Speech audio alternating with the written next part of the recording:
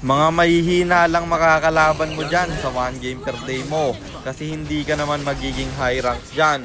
Sino ba may sabi sa yung high rank ang goal ko? Abangan nyo sa dulo ng video na to dahil doon natin yan pag-uusapan. At para naman sa mga bago lang sa page, ang ginagawa po nating content tuwing 9 PM ay 1 game per day. Solo, rank, game. At ang goal natin sa content natin na to ay mag 100 win streak. Teka, baka kilala mo lang ako at lagi kang nanonood pero hindi ka pala naka-follow sa page. I-follow mo na yan. Isa lang eh. Hi guys, nandito na tayo sa 434th day ng 1 game per day. And ang standing natin bago yung game na to ay 364, 69, 364 wins and 69 losses. At dito sa game na to, pinayagan tayong mag last pick ng kampe. Jungle ulit tayo pre. At ang lambot na naman ang kalaban, kaya tayo'y mag-e-aimon na naman. Pero kahit siguro hindi malambot, mag-e-aimon pa rin tayo. Kasi dito, tayo nagwi-win streak. So ayun, nandito na tayo sa pang-434 na araw ng isang game kada araw. Di maana! Ang rotation na ginawa ko dito ay red first, kaya ang ikot natin papunta sa top. At sakto inabutan ko yung Franco dito. Alam kong may clicker pa siya, pero tinitipid ko yung ultimate ko para ibitaw sa Ruby nila. At bagsak na siya, sabay binalikan ko yung Franco. Dito mama yung hook niya. First kill ko yung sinalo at Gusion nire-respo. Para nag-audition yung mga kalaban dito no. Tingnan nyo, pagkapasok ng Gusion yung Nana naman isa-isang nagpapakamatay. Tinamahan pa ng first kill ko. Kaya nakakadalawang minuto pa lang tayo sa game na to. 4 na. Yun napatay namin sa kanila. Sabay plating sa top. Mahuhook ako ng Franco. Ang problema, tayo'y na-trap kasi may combo pa yung Gusion at ako'y mabibigyan doon. Turtle makukuha ko. Sabay mag-out tayo at diretso dito sa baba para bigyan yung Mia nila. May ultimate pa ako para bitawan sa Gusion at double kill lang ating makukuha. Siyempre, pag nakakill, babasag tayo ng torre. Sabay diretso na naman sa turtle pre. Libre ulit natin tong nakuha. At basag na naman sa gitna ang ating pinuntirya. 2 torre na aking nakukuha. Bagsak pa yung Franco nila. Tayo'y killing spree na at isusunod pa namin yung Mia. Dito naman sa blue buff, yung Ruby gustong kumontes. Nakuha ko na yung blue nila at namatay pa siya. Sabay tipi sa muka at basag na naman ng torre ating gagawin. Hindi makadepensa yung kalaban kasi kami lamang na lamang. Isipin mo matatalo pa pala to.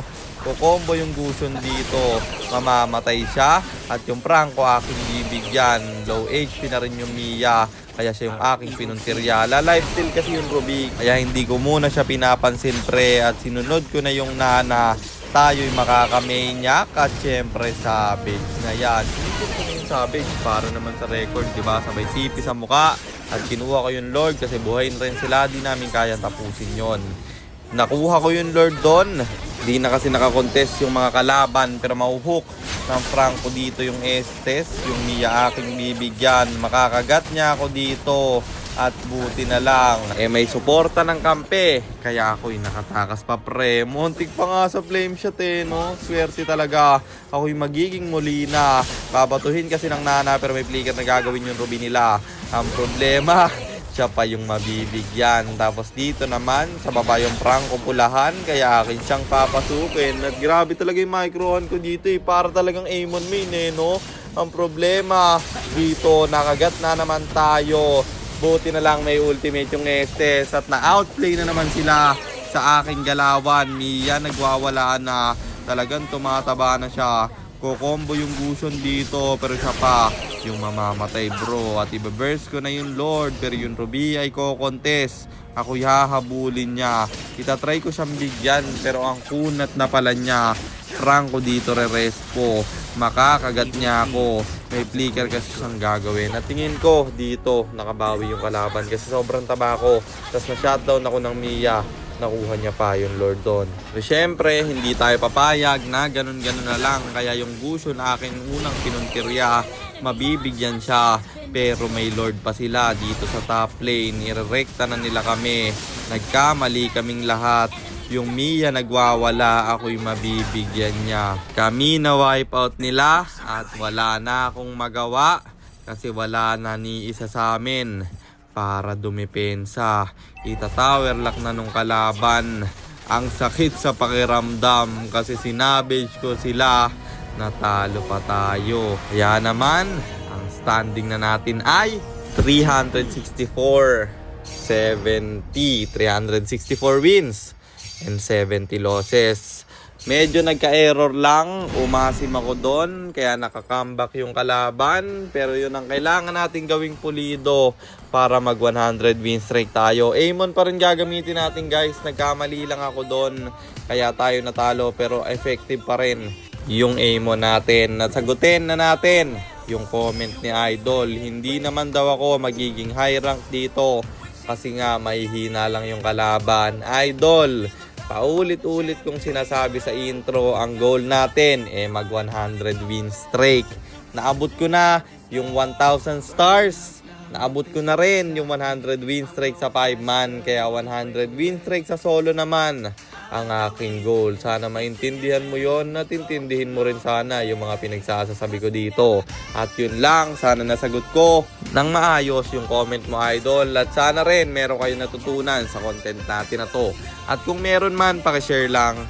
Then after nyo i-share, mag-comment na rin kayo ng pa-shoutout para ma-shoutout ko kayo sa mga next nating content. At i-comment nyo na rin ang inyong mga katanungan kasi baka malay mo sa next nating content, comment mo naman ang mapili ko. At kung nagustuhan nyo yung item at emblem na gamit ko sa game na yon, eto yon: Arcane Boots, Sky Piercer, Genius Wand, Glowing Wand, Feather of Heaven, Winter Crown, and then Rose Gold Meteor pang buy and sell. Emblem natin is Mage, talent natin ay Trail, Seasoned Hunter plus Lethal Ignition, at syempre Retribution kasi jungle tayo doon. At para naman sa mga gustong magpapilot ng ML account, mag-PM lang kayo, nagre-reply ako. At syempre, may bayad yon. Kahit hanggang anong rank pwede nyo ipapilot, kahit anong hero pwede nyo ipaspam, basta may additional payment pag magpapaspam kayo ng hero. At yun lang guys, sana nag-enjoy kayo sa content natin na to. At shoutout sa iyo Justin Pehang, kay Aljof G. Makugar, kay Hector Facturanan at kay GM Malobago. Maraming salamat sa inyong suporta. Ingat kayo palagi. God bless. Paalam!